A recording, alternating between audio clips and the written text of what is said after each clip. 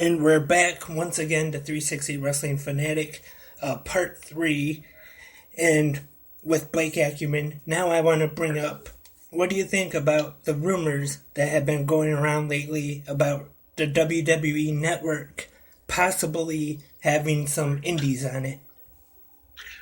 It certainly makes sense. I heard one about, HWA, which is where Dean Ambrose started with Les Thatcher. So, certainly to somebody like me, I'm a big fan of Ambrose.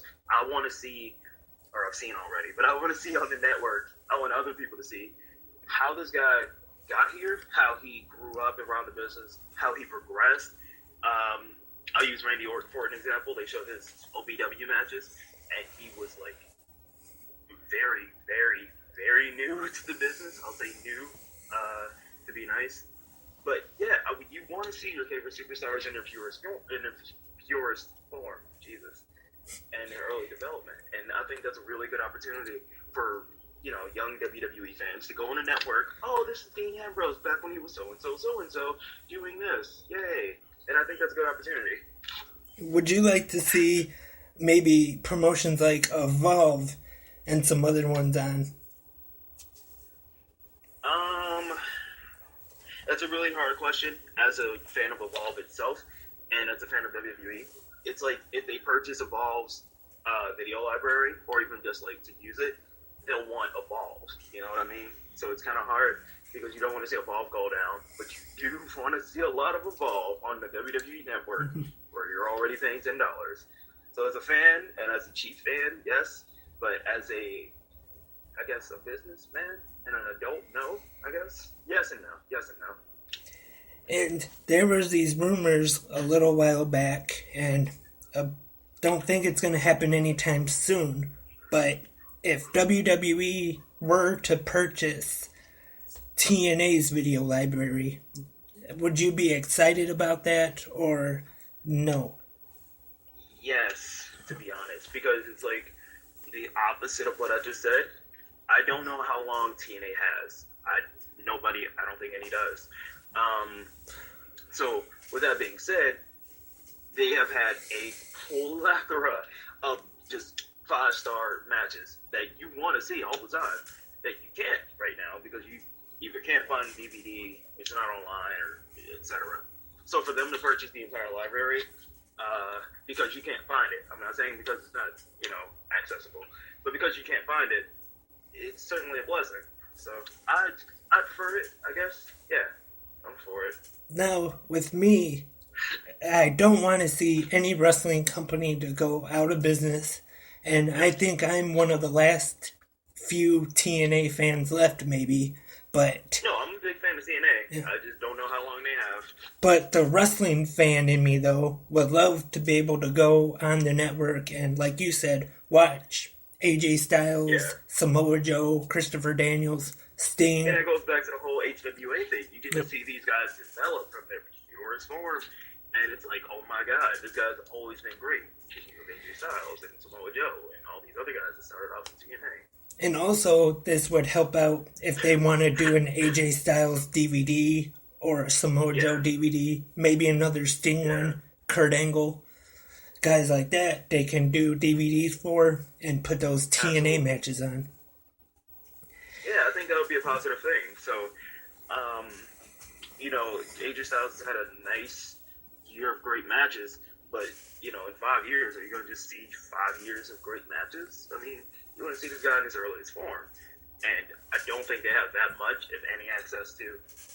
never mind. They did it with the CM Punk thing where they showed IWA Mid-South and all that stuff. So maybe they'll show a little of that. So yeah, I'll certainly be excited if they purchase TNA's live. Oh, I think they already have just the library, but not the company itself. So that's fine. And to talk a little TNA, what are your thoughts on the Broken Hardys?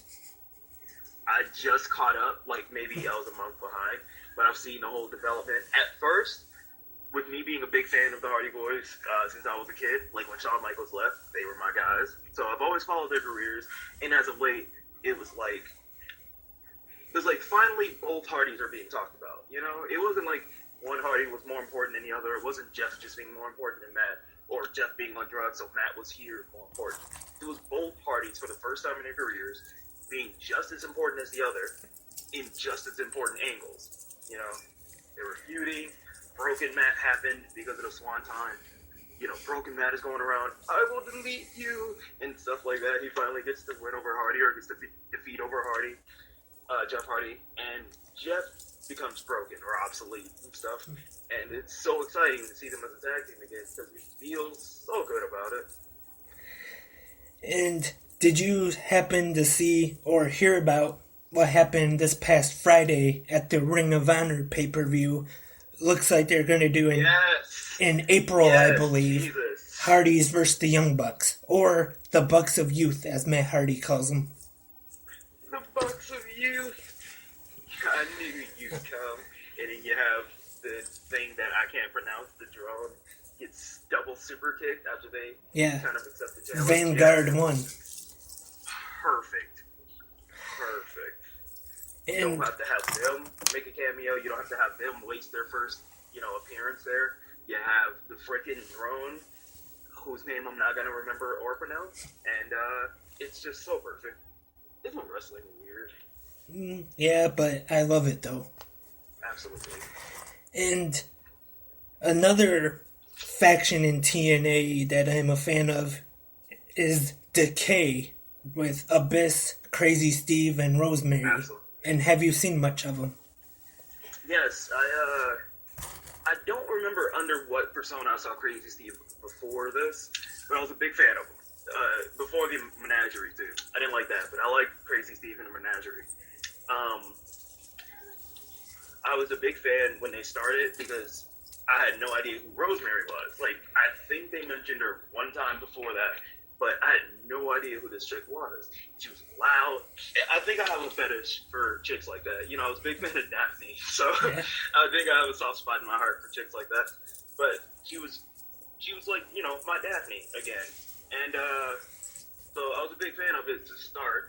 And then I recently saw him at an XITW show in Warren, Michigan recently, and I was just if I wasn't hooked before, I was certainly hooked now.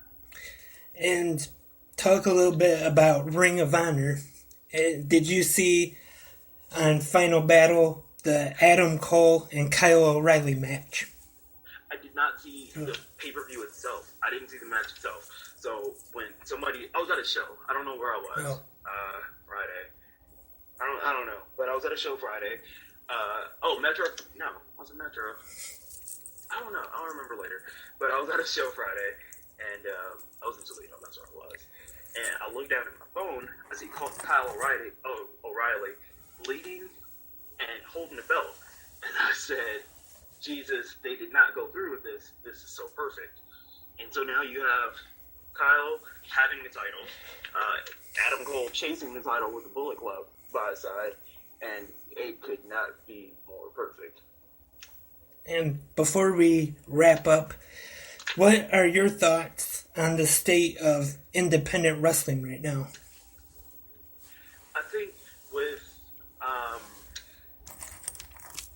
the appreciation, certainly, of the athletes themselves, the things they do, and the gimmicks we have, like the personas we put on, and all that stuff, I think there's certainly appreciation for it now. My advice, I'm certainly too young to give advice. I'm too new to the business. I'm only been in a year. But the advice I was given, give yourself a personality. Give yourself a really, really, really good gimmick. Because you know what? You can do 10 flips, 450 splashes, and, deteriorate your body before you're 30 years old. Or you come up with a really good gimmick, and you know what? A scoop slam, in my case, can be a grammar slam, and that'll get just as loud of a reaction. And one more thing I gotta say, you're built from Robbinsdale, Minnesota, and when I think of that, one person comes to my mind, and that is Mr. Perfect, Kurt Hennig. Absolutely. Is that somebody you're a fan of? Mr. Perfect and, Kurt Hennig and Rick Rude are certainly two influences, and those are the reasons I'm from Robbinsdale, Minnesota. That's the reason behind Blake Acumen, along with Shawn Michaels, of course, but that's the reason behind Blake Acumen. It's Mr. Perfect Rick Rude, Shawn Michaels, three guys who I'm nothing like, but absolutely three influences that I've had throughout my career. And one last question now. Where did you come up with the gimmick of handing out the Fs and everything? Do you remember when the Rhodes Scholars were a tag team? Where it was Damien Sandow and it was Cody Rhodes? Yep. Well, thank Damien Sandow. That's where I got the gimmick. Cody Rhodes, before that, would hand out paper bags. And I would think, what if Damien Sandow handed out, like, grades or report cards or something like that? Oh, wait, he didn't. Oh, wait, he's in TNA. He's no longer doing that. And there you go. And now I think we're going to wrap up this 3-part interview. Thanks for being patient and hanging on.